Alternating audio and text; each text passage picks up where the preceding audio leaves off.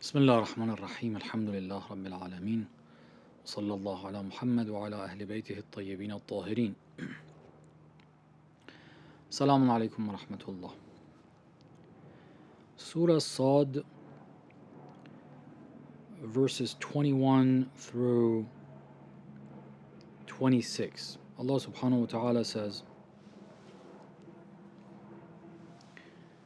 وَهَلْ أَتَاكَ نَبَأُ الْخَصْمِ إِذْ تَسَوَّرُوا الْمِحْرَابِ.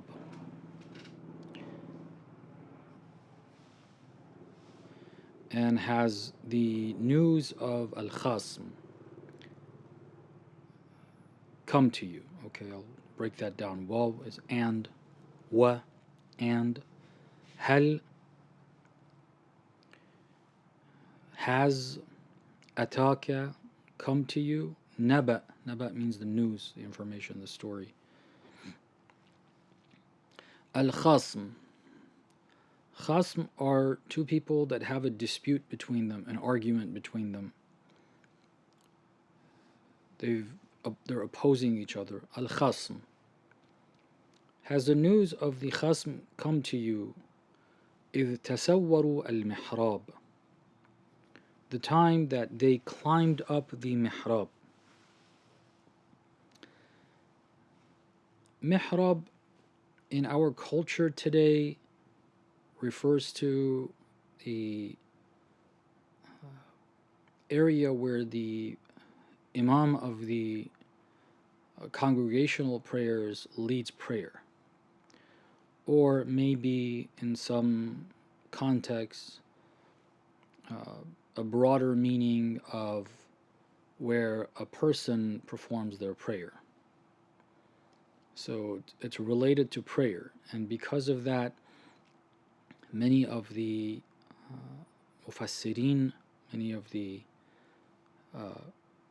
those who are trying to interpret the Quran, get an understanding of the Quran, have said exactly that. This is the place that, as the story will continue, we'll see his name mentioned. Dawood, ala nabiyyina wa alihi wa alayhi salam, was performing his prayers.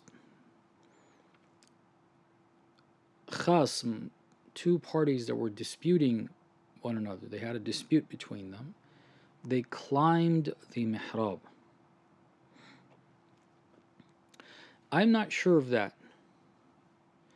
I'm not sure that at the time of the revelation of the Quran, this meaning was the prevalent meaning of the word mihrab.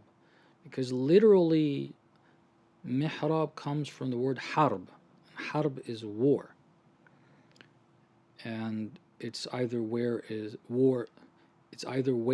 war is fought, which then there's explanations people give as to why the place of prayer is called mihrab, or the place of war. They say, they say, I don't have any particular reference of any particular scholar or book, but I've heard many times speakers that got it from somewhere said that because when you're praying, you're battling yourself, it's called mihrab.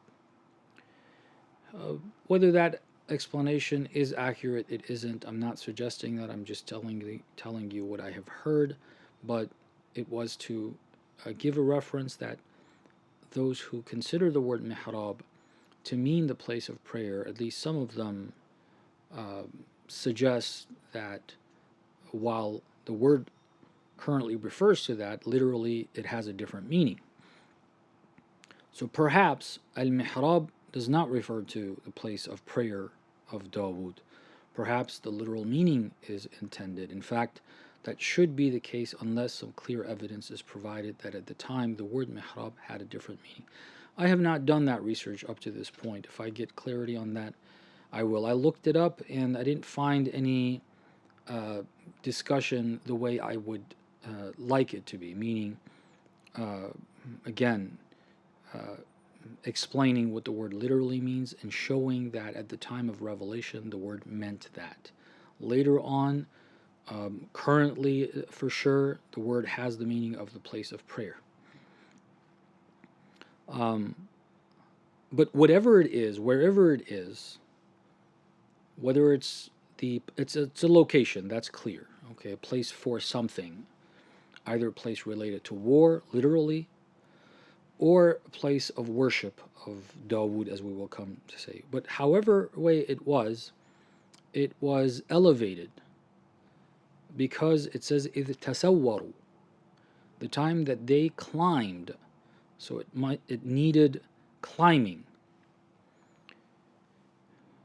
or at least they were able to climb it. There has to be a difference in the elevation of those who are trying to get to it compared to where it is for them to be able to climb it. Now, did everybody have to climb it? Was there another route that you could go to it without climbing in that sense? Because climbing refers to, you crawl up something, you climb it by putting one foot here, another foot there, and like a mountain, you climb a mountain, you climb a ladder. That's what climbing refers to.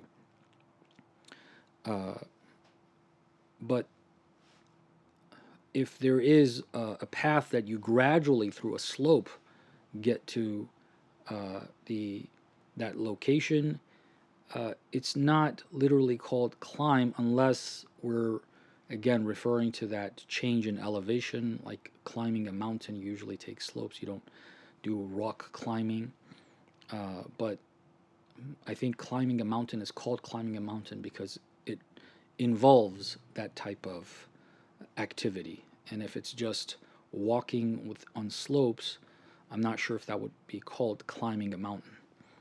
So from what I understand of the word climbing, which is the equivalent in English of the word tasawwaru, is that they climbed.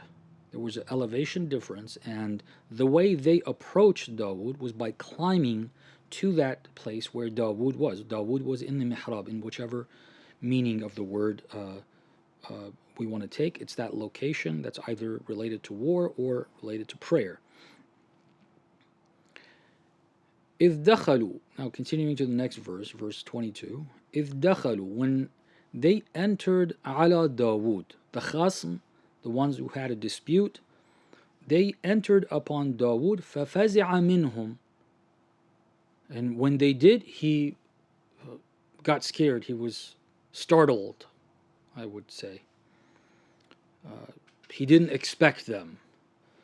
And while some have suggested that this line suggests that that was an unusual group of people coming, going to the extent of saying that these were angels in the form of human beings, which the verse has zero reference to, but there's hadith that says that, again going back to this idea, we're not going to use hadith to interpret the Quran. The Quran is clear. It does not say there were malaikah. When God wants to say there are malaikah, He has ways of telling us very clearly and explicitly, and He has in the case of Prophet Lut, in the case of Maryam, salamullahi alayha, He has explicitly told us that. If He wanted to say there is such a thing, He would have. What seems to have caused the startling of Dawood is the way they entered. They climbed the mihrab. They didn't come from the entrance where everyone else comes in. They climbed it. Well, of course, you don't expect them. فَفَزِعَ مِنْهُمْ. Based on what's present in the verse, if we want to use clues within the verse, that makes perfect sense. There is nothing needed from outside to explain why he was startled.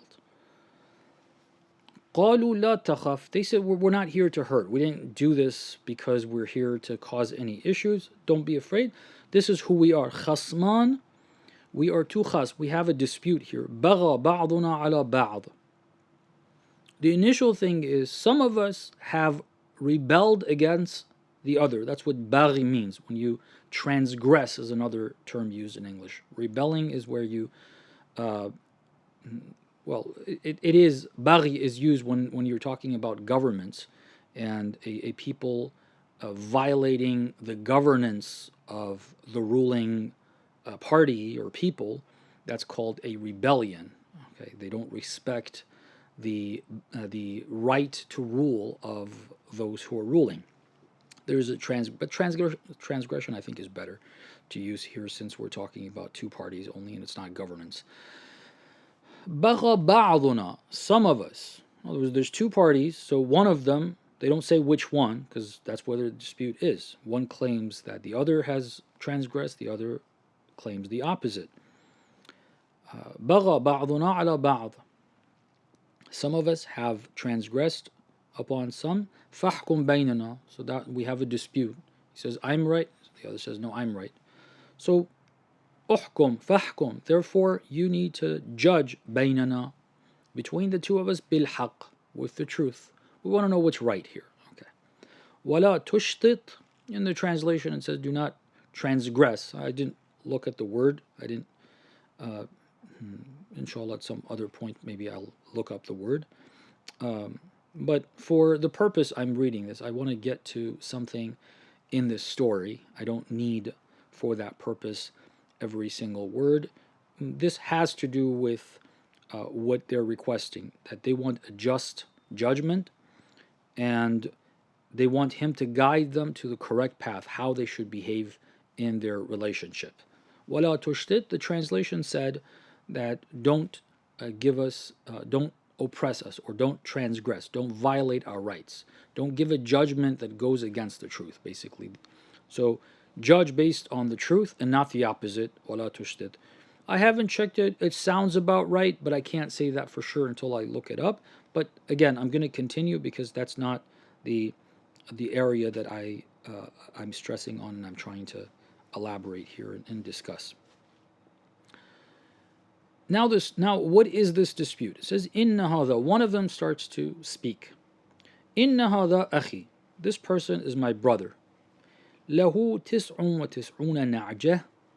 For him are 99 na'jah. Okay. Not sure what the exact term is. Apparently, it's a female sheep. I think there should be a term for it in English.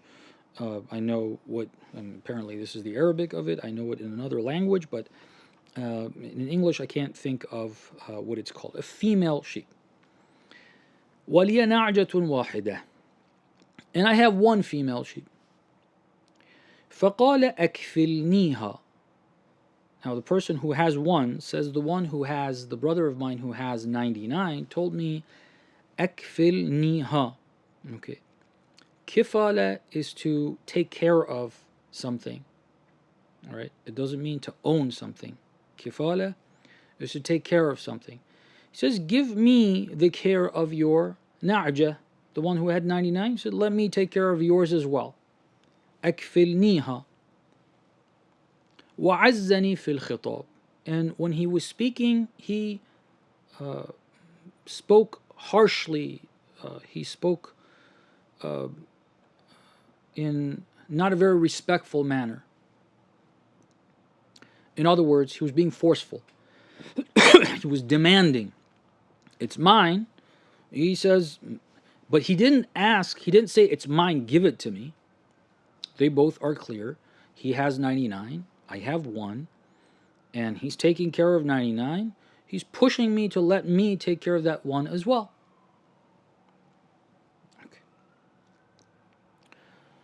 قال لقد ظلمك بسؤال نعجتك إلى نعاجه.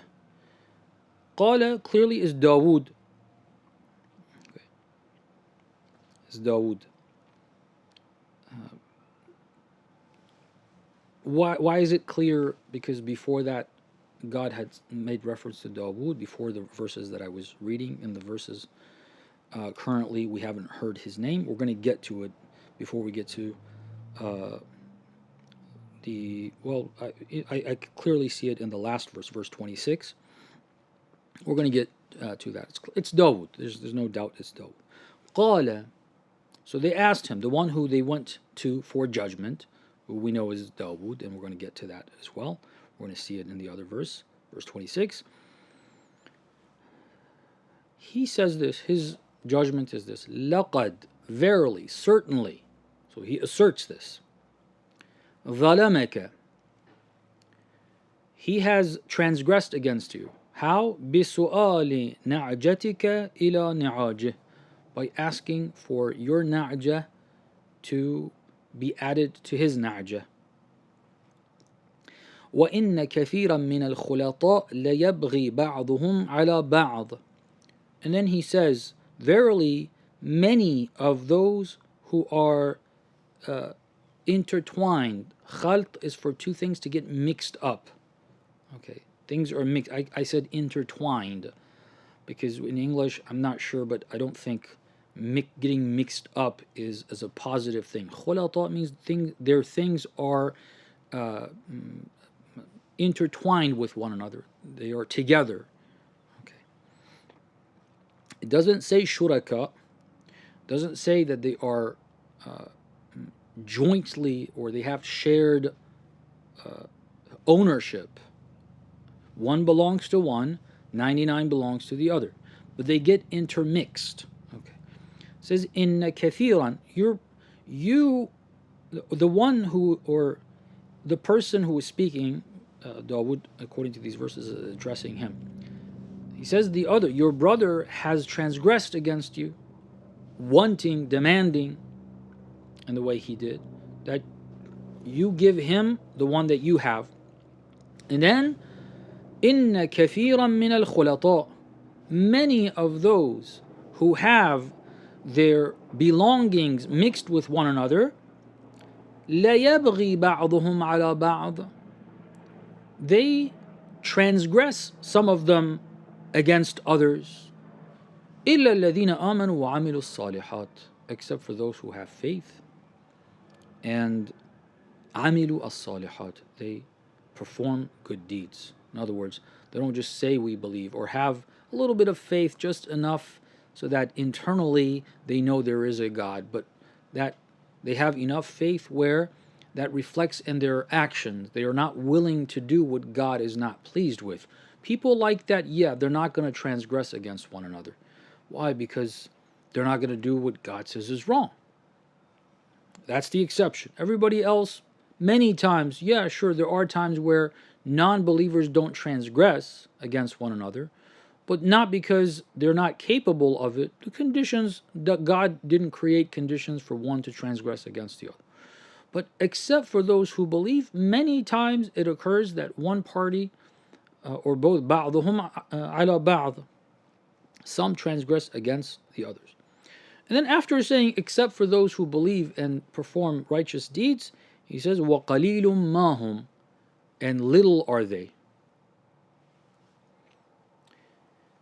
So, up to this point, the story that God tells us, two parties that had a dispute, they climbed the mihrab, they startled Dawood, but they said, don't worry, don't be afraid, we're here, we have a dispute, this is our story. And once they told their story, one party said their story, according to the verses. After that one party said what he had to say, Dawood made the judgment. The judgment he made was that there has been transgression. The one who had 99 has transgressed against the one, violated the right of the one who had only one, by demanding to take over the care of the one he has. He wants to do it himself, you're pushing him to give it up to that one. I don't have to, I don't want to. Okay. He says, yeah, that's wrong. You shouldn't do that. After he makes this judgment, God says, وَظَنَّ دَاوُود. Here, as I said, I wasn't sure if we're going to have to get to verse 26 to see his name. Here we are. That's his name. وَظَنَّ دَاوُود. ظَنَّ means to think, right? Thinking without reason. إِنَّ الظَّنَّ لَا يُغْنِي مِنَ الْحَقِّ شَيْئًا. So you think something happened. Doesn't mean you saw. Hey, this thought comes to your mind, what if? You don't have a reason for it, but you think maybe this happened. Okay, you think. In English we say we think. Expression-wise, because otherwise thought has a different meaning as well. When you're thinking to find an answer, that's another way you could use the word think. But you say, I thought this, you're, instead of saying I assumed that, which when you use the word assume, you are clearly stating that I didn't really have a reason for it, but that's what I assumed was the case. That's a more accurate word, but in that sense. But you can also say he thought. Colloquially, we would say he thought. So ظن داود. And we're going to come back to this word. وَظَنَّ دَاوُود. Dawood thought أَنَّمَا فَتَنَّاهُ, that we have certainly done fitna with him. Fitna, it's been used many times in the Quran. I think it's the first verse of Surah Al-Ankabut. One reference I can give you where God says this is how we do things. That everyone, the believers, particularly that verse is about the believers. He says we're gonna put believers through fitna. وَلَقَدْ فَتَنَّ الَّذِينَ مِنْ قَبْلِهِ. In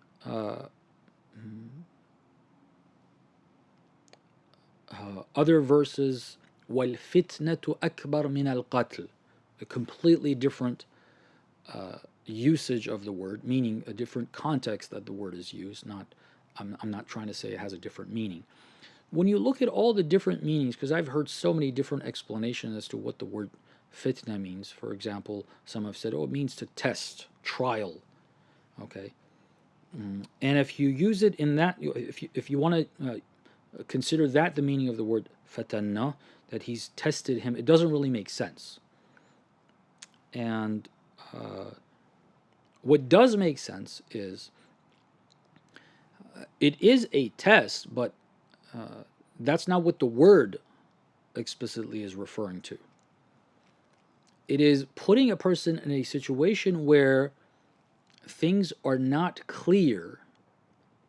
You don't have clarity on something. And when you don't have clarity on something, then how do you perform? A believer, when they get to a situation where they're not clear what's right and what's wrong, they wait until they have clarity. They wait until they have clarity. Like, I don't know what to do. They ask Allah to provide clarity. And if you act without clarity, the decision you have made, at least potentially, could be wrong. So with that understanding, when it says ظَنَّ دَاوُود أَنَّمَا فَتَنَّاهُ فَاسْتَغْفَرَ رَبَّهُ, it says Dawood thought that we have put him through this situation. In other words, this whole scene that he came across, because he's a muwahhid, Dawood is a prophet of God, he's a muwahhid, he believes in things being under God's control. This whole situation that he's been put through is a fitna. So it was something that wasn't clear, and therefore he made a mistake. He did something that was not clearly right. He heard the story. According to the verse, one party spoke. It doesn't say anything about the other person speaking, saying anything, which means that nothing was said from the other side. Dawood had clarity that this has occurred, transgression has occurred. He was clear at the moment, that's why he said it.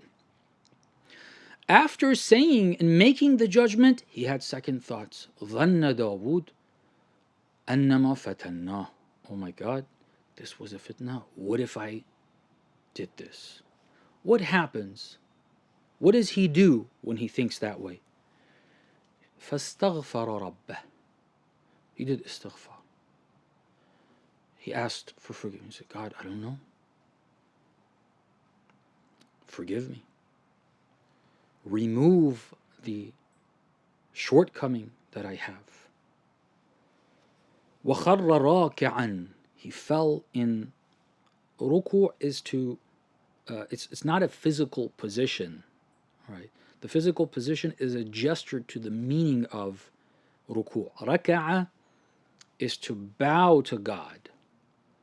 Some people can bow physically, but it's all a show. They're not really bowing to God. When you bow to God, you're saying, God, I'm nothing. I'm sorry. I don't want to do anything. Whatever you say, I'm your slave. I'm your servant. If we don't spiritually bow, if we don't lower ourselves and say, you tell me, I'm sorry, that's not ruku'. خَرَّ رَاكِعًا وَأَنَابَ.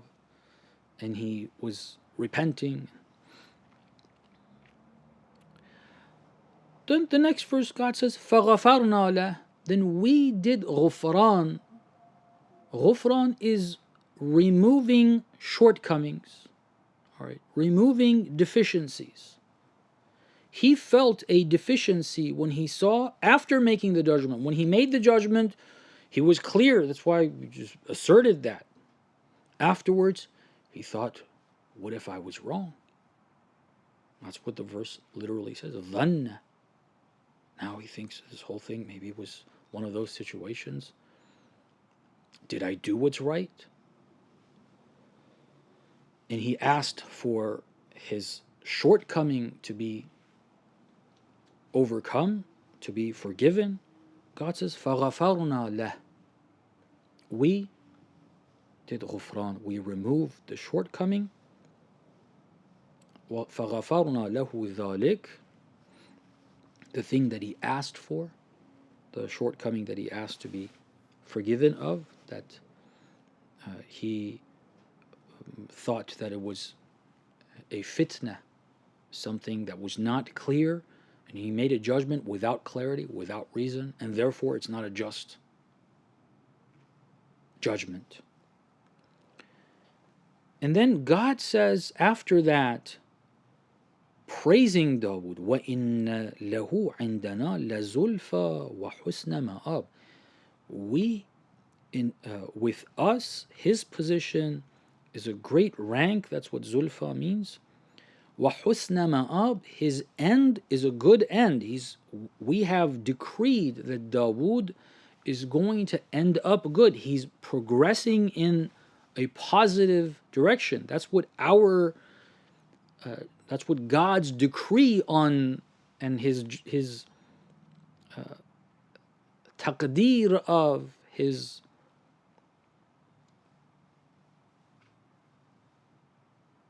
creation of Dawood is that his end is good. He's moving in that direction. And then in the next verse, God says, Ya Dawood, after saying we. So now God addresses Dawood. Dawood did istighfar, he did ruku', he did tawbah.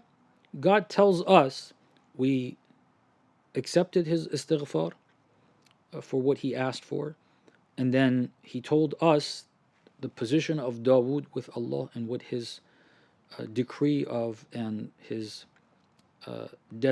what he has destined for Dawood.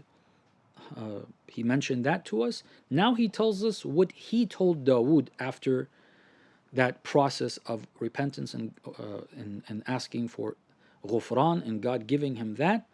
Now God tells us what he told Dawood. What does he tell Dawood? He says the following. Ya Dawood, O Dawood, inna ja'alnaka khalifatan fil ard. O Dawood, we have certainly made you a khalifa on the earth, a representative of ours on the earth, or in the earth, to be used that preposition as an equivalent of the Arabic one, fil ard, in the earth.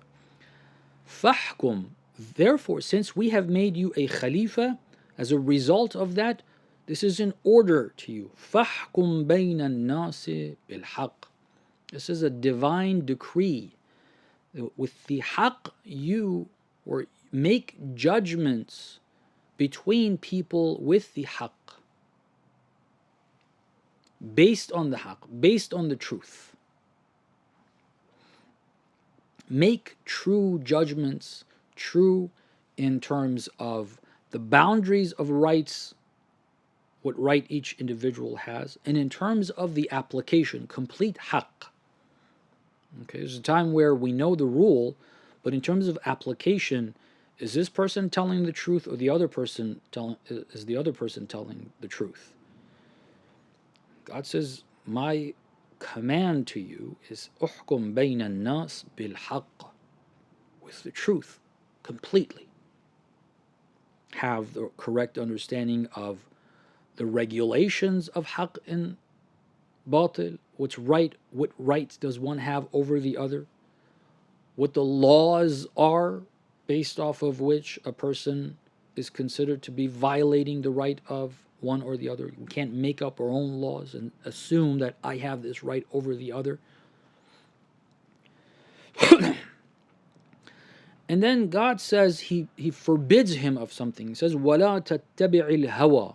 You know what the right thing is. Do not deviate from that and follow the desire, the whims. فَيُضِلَّكَ عَنْ سَبِيلِ اللَّهِ, which will then make you lose the path of Allah. And then God says, إِنَّ الَّذِينَ يَضِلُّونَ عَنْ سَبِيلِ اللَّهِ لَهُمْ عَذَابٌ شَدِيدٌ. Those who choose to lose the path of Allah and sway off of the path of Allah, the path of God, for them is عَذَابٌ شَدِيد, a severe punishment, بِمَا نَسُوا يَوْمَ الْحِسَابِ, as they have, or due to the fact that they have forgotten the day of accountability. Al-Hisab is accountability. You'll be accounted for. These last parts I don't want to really get into too much. What I want to say is the following. According to these verses, this is what happens. Dawood is approached by a group of people, two at least individuals. There might have been others, but these two are clearly, the dispute is between two individuals. And they told one of them spoke and told the story. The other one did not say anything. Dawood made the judgment. He had second thoughts. Because he thought he did the wrong thing, he asked for forgiveness and for his shortcoming to be forgiven. And God says, we forgave that, referring to what he felt was the problem, which was his thought of this being a fitna. Things have been, or things were not as he thought they were, and so he made a wrong judgment. غَفَرْنَا لَهُ. We remove that. We remove the unclarity, the lack of clarity from him. That's the ghufran here. The shortcoming here is after making the judgment. Now, he thought, he didn't know now that he made the judgment. Maybe it was wrong. Okay, but God told us, dhanna. That's not Dawood's word, that adhunnu. God described his feeling as a dhan. In other words, God does not approve of that. God doesn't approve that it was a wrong judgment. God gave him clarity, and so Dawood was clear this is the right judgment. He made the judgment. Afterwards, he got shaky about it, that maybe this was wrong. That shakiness afterwards, God calls that dhann. In other words, it's a thought he had, but it's not founded. It's not correct. It wasn't the case. فَغَفَرْنَا لَهُ ذَلِكَ. We removed that from him. And the verse after that, verse 25, actually explains how he removed that. God removed that second thought of Dawood by saying to him, "O Dawood, we have made you khalifatan fil ard. You're not doing this judgment on your own. That clarity you had is not something that you made up yourself. We made you khalifatan fil ard. Your judgment is not going to be wrong. It doesn't say, pay attention, it doesn't say, because you repented, now we made you khalifatan fil ard. No. It addresses him after he said that, but not because he said that. This is how ghufran, this is how that was removed. The shakiness of Dawood, he thought maybe I made a mistake. God tells him, look, I've made you khalifatan fil ard. And so go ahead. You're going to make this command is an order that he's going to fulfill, but based on what? He's going to think of what he thinks is right. Knowledge is given to him by God. God reminds you, this is us telling you what to do. This is the story of these verses. All right. This is the story of these verses. A prophet of God is described as doing something right, and then feeling that maybe I did wrong. This is su'ul dhan toward oneself, not toward Allah. That's a good thing. to have second thoughts. And then when you have second thoughts, be honest with yourself and with God. Go and repent and ask for forgiveness. Because right now I'm not sure. At the time when I was doing it, I was clear. And then God telling us this is a great person, and He removed that doubt by saying, "You are my Khalifa on earth. You're doing things based on my command. Continue making judgments bil haq when you know, as you did. You knew that that was right. You made the judgment. From this point onwards, when you know it's the right judgment, make the judgment. And when you know what the judgment is, but then there are whims, there are reasons why you would choose otherwise, make sure you don't do so. Clarity is going to be there. You're going to be clear. This is right. But then whims, desires, threats, bribes may push you to go against what's clearly right to you. Make sure you don't do that. Is there anything wrong with what Dawood has been described to have done in this story? Absolutely not. Everything he has done is correct. And the Ghufran has been described. What he asked Ghufran for has been described. It was a dhan that he had. It wasn't clear that he was wrong. He thought. And therefore, he's worried. What if I did? He's not sure now. After the judgment, he's not sure. During the judgment, he was sure. There's nothing wrong with what he did. And when he had that feeling, he did exactly what he's supposed to do. Seek refuge in God. Say, God, I'm nothing. I don't know anything. I don't know now at this point, maybe I did wrong. If I did, forgive me. If this is wrong, you forgive me. Remove the wrong, the shortcoming. I don't even know what the shortcoming is.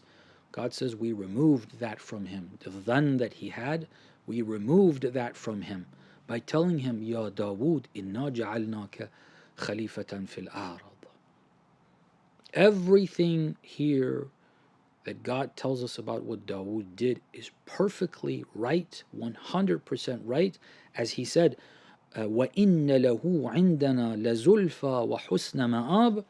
He has a great status with us and a great ending with us. This is a person that we have already decided that his end, the ma'ab, is going to be hasan, is going to be good. That's who this person is. He's not doing anything wrong. He didn't do anything wrong. When you go to tafasir, you hear a whole different story here.